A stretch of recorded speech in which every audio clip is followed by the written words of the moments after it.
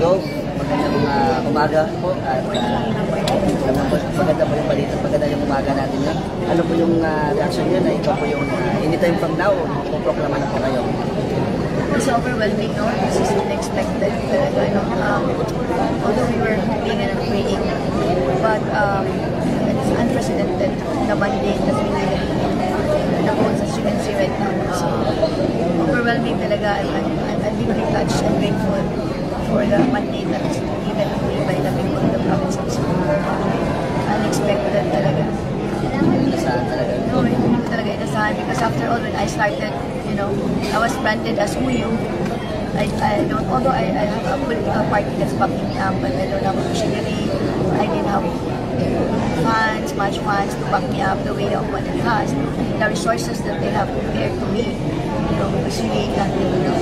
So, this is really victory for the people of Cebu. Game changer, kumbaga may tuturingo itong nangyari sa inyo yung pagka yung victory nyo.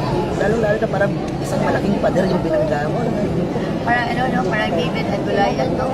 Yung nangyayari, no? Parang meron nga nagsasabi sa akin, parang akong Dragon Slayer. But I'm just so grateful that I have a president that turned as my silver bullet. You know, yeah. Look, just sa pag-upo, ano may primary concern na tututukan? Ang biggest problem talaga namin ngayon is the healthcare, access to healthcare. So, bibigyan ko talaga yan ng focus kasi yun yung promise ko sa mga taga-province ng Cebu. Nabibigyan ko talaga ng attention yan. So, that's my priority project. Ano naman po yung mga plano nyo sa mga existing program ng Cebu Provincial Government? As I said earlier, no, we don't need to change something that's working. You know, we will probably improve it. Yun na lang, no? Not because this is a new administration that lahat baguhin. No, we have to keep it if it works for the people. So my priority talaga is the welfare of the people of the provinces. So, ano po, sino-sino po ba ang gusto natin pasalamatan niya? Yeah. First and foremost, no, thank you to the Lord, no, for this opportunity because it was a series of miracles, you know, divine intervention from the start to the complete until the end, until now, no. So, thank you talaga, Lord, for that, and of course, mga tao yung nag-vote sa akin, and of course, my family, my staff, and those organizations that has been helping me, you know, like yung Solid kay Sara, at saka yung mga PBS organizations, DRT, and gano'n, BFRC, no, na, you know, it's been all the different organizations in Cebu that is bigyan, you know. Thank you. And also those independent volunteers who took the time to print tarpaulins for me kasi kulang-kulang talaga yung mga tarpaulins ko. So, sila na mismo magawa ng tarpaulins for me. Those who sent food during the campaign. Basta yung lahat ng volunteers, thank you, maraming salamat. My heart is full of gratitude talaga. Yung mga sumisira sa iyo? Oh yeah, because tayo sa kanya, no, sumikat ako. alam niyo kung sino yun, no? Number one, ano? Anong mensahe mo sa mga sumisira sa iyo? Pasalamat po. Pasalamat din ako sa inyo kasi nanalo ako because of you. Thank you kayo. Dagan salamat. Ano po yung last na lang po, ano pong mensahe mo sa mga Cebuano na nagtiwala po sa inyo? Maraming salamat. Daghan kayong salamat sa inyong pagsaling ka na. My victory is your victory. And I will promise you, I will work hard for you. I will do my best, the best that I can para masintihan ko kayo. Thank you. Nagkausap na po kayo ni Sara or sa ngayon? Wala pa, baka mamaya. Tanong natin kay Randy, yung founder ng SIS. Yeah, I'm overwhelmed, no, sa mandato na binigay ng mga taga-probinsya sa Cebu, no. This is unprecedented considering that this is a clean campaign. I did not buy votes at all. There was no massive spending on my part, so it's a very simple campaign focused on my message to the people of the province of Cebu.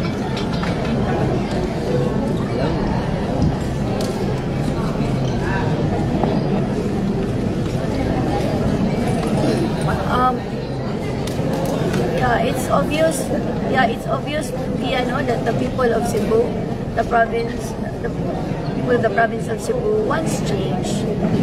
Yun lang talaga, gusto nila ng pagbabago. Yan. Hindi na sila alam yun.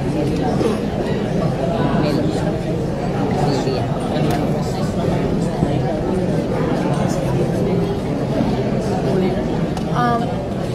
As promised during the campaign, it is the healthcare situation here in Cebu that I really have focused on, kasi problema namin yung access to healthcare dito in mga hospital. So, yun talaga, Mel, ang focus ko, Mel. Thank you.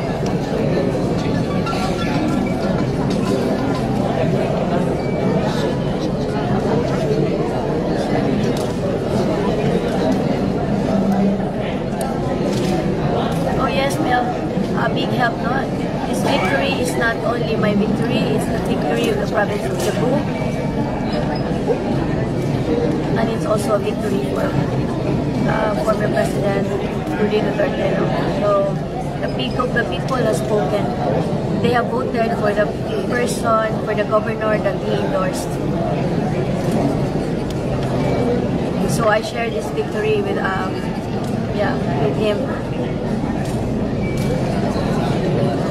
Thank you. Thank you, Mel. Yes, sir. Yes, sir. Yes, sir. Yes, sir.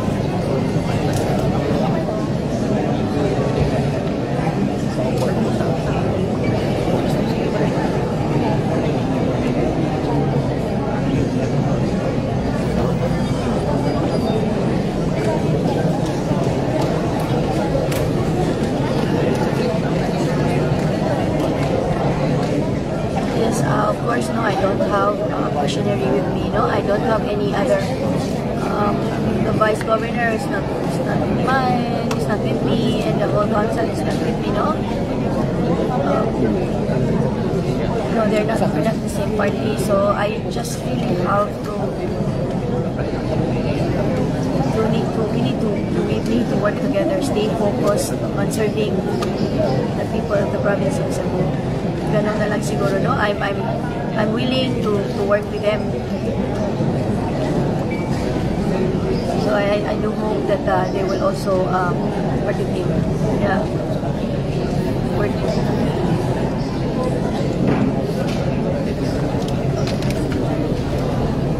Yes, yes. Hi, Vicky.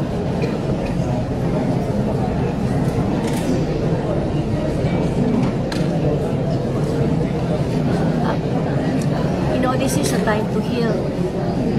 This is we need to come together and unite. No, if you want to have change and progress, no, in the province of Cebu. So this is a time for healing. Well, I'm willing to work for her, and with her, I'm willing to work with her. And I don't need to change. I don't need to change programs or her projects that works. So I'm open to any suggestion.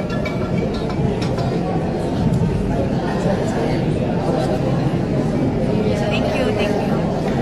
Salamat, Vicky. So ayan mga kababayan, humarap po sa media si Governor-elect Pambari 4 mga kababayan, no? Although hindi pa po siya na-proclaim bilang governor, pero sure win na po siya mga kababayan, no? Kasi mataas po yung kanyang boto compare po doon kay Governor Gwen Garcia. Medyo malaki yung agwat mga kababayan, at parang hindi na mahabol, no, ni Governor Gwen Garcia itong mga botos ni Governor-elect Pambari 4. Ayan. So ito nga, in-interview siya ng mga media, no, ng Manila, ang GMA7 at ang UNTV. Ayan, so mga taga mainstream media ay nag-interview sa kanya mga kababayan, at nagpapasalamat si Governor-elect Pambari 4 sa lahat ng mga Cebuano na sumuporta sa kanya, at pati na rin sa mga leaders no ng DDS, Duterte supporters na talagang binitbit siya mga kabayan. At of course, nagpasalamat rin po siya kay VP Inday Sara at kay former President Roddy Duterte mga kabayan, no? Kasi talagang ito yung ikinampanya rin po ni Pangulong Duterte doon sa Cebu mga kababayan. At maging si VP Sara Duterte ang pumunta rin po doon at endorse din kay Governor-elect Pamela Baricuatro. At during sa kanyang interview ay kanyang itutuloy daw mga kababayan itong mga programa ni Governor Gwen Garcia na maganda, no, yung maganda yung o nakatulong sa mga tao ay kanyang ipagpapatuloy. At priority niya based din po doon sa kanyang mga pinangako, no, yung kanyang priority ay itong healthcare mga kababayan, no, yung access ng healthcare ng mga taga Cebu province mga kababayan. Yun yung kanyang unang isang pinaka-priority mga kababayan. At yun nga, base doon sa kanyang mga speech, no, doon sa campaign nila, yung kanyang anak ay isang doktora, kaya malaking tulong or asset niya po yun ang kanyang anak para doon sa kanyang ipinangakong healthcare access mga kababayan doon sa mga taga Cebu province. At tinanong din siya mga kababayan, no, kung gaano kahirap itong laban ngayon doon sa Cebu. Sabi niya mahirap kasi para daw pong bumangga siya ng pader mga kababayan, or yung term niya yung David and Goliath nga po yung term niya. Medyo talaga malaking pader yung kanyang binangga doon sa Cebu, knowing na itong si Governor Garcia or Gwen Garcia ay nandoon na po, no, ilang dekada na po sila doong namamayagpag sa Cebu province. Mga kapatid niya mga politiko rin, at yung kanyang tatay ay dating governor din po doon sa Cebu. Kaya talagang na po talaga sila doon mga kababayan, no? Solid na yung kanilang foundation kumbaga doon sa Cebu. At isang iglap lang dahil dito ngayon sa election 2025 ay natalo itong incumbent Cebu governor mga kababayan. At ito rin po yung manok, no, ni President Marcos ng alyansa doon sa Cebu province mga kababayan, ay natalo po siya ng manok ni former President Roddy Duterte, nitong si Governor-elect Pam Baricuatro mga kababayan. So napaka nga po itong laban ngayon mga kababayan, no, kasi ang Cebu ay ang pinakamayaman na probinsya sa sa Pilipinas. At yun nga po yung mga tinatanong ng mga tao, mayaman yung Cebu pero maraming mahihirap na mga tao doon sa Cebu. At yun yung i-address po na problem ni Pam Baricuatro, no, lalo na sa healthcare mga kababayan, kasi wala daw mga hospital doon, public hospital sa mga bayan-bayan. Kaya sa kanyang pag-upo, sabi niya expect niya or mag-expect na sa first 100 days ay talagang meron na daw po siyang gagawin mga kababayan. At pati na rin po itong capital pala ng Cebu ay balak nga pong ilipat daw pala ni Cebu Governor Gwen Garcia doon sa ibang bayan. At sabi ni Governor-elect Baricuatro na hindi siya papayag or ayaw niyang ilipat itong provincial capital doon sa ibang lugar dahil unang-una mas magastos daw mga kababayan yung logistics, mga ganon. Ay ayaw niyang magsayang daw ng pera mga kababayan yung provincial government ng Cebu. At instead na doon gagastusin yung pera ng Cebu province mga kababayan, ay dapat ilaan na lang daw po niya sa mga proyektong makabuluhan, no? Lalo na itong healthcare nga mga kababayan. Mas maraming makakabenepisyo pag dito niya ilalaan itong pera ng bayan. Pati yung controversial na bayad sa CR mga kababayan, no, sa mga bus terminal dyan sa Cebu ay tatanggalin daw po ni Governor-elect mga kababayan, no? At matatandaan natin na nagtrending po yung issue dyan sa page na toilet, no, dyan sa bus terminal ng North at South dyan sa Cebu City ay ininspeksyon ni Rapi Tulfo mga kababayan. At galit na galit nga po yun si Gwen Garcia or Governor Gwen Garcia dahil pinakialaman daw ni Senador Rapi Tulfo yung dyan sa terminal mga kababayan. At ngayon sabi ni Pambari 4 ay kanyang tatanggalin yung bayad mga kababayan sa mga mananakay or sa mga pasahero no, na mag-CR dyan sa bus terminal. Comment nyo po yung mga opinion nyo mga kababayan, lalo sa mga taga Cebu dyan na nanonood. No? Comment nyo po yung mga suggestion nyo or opinion nyo dito sa ating comment section. Maraming salamat. God bless po sa ating lahat.